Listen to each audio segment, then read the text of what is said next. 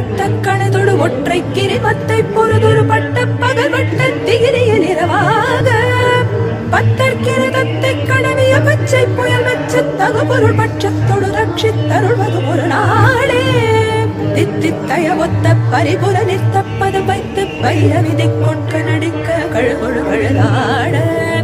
திக்கு பரியட்ட பைரவ தொக்கு தொகு தொக்கு தொகு தொகு சித்திர பௌரி குத்திரி கடக என போத கொத்த பறை கொட்ட களமிசை கொக்கு கொகு கொக்கு கொகு கொகு குத்தி புதை பொக்க பிணியன முதுகோக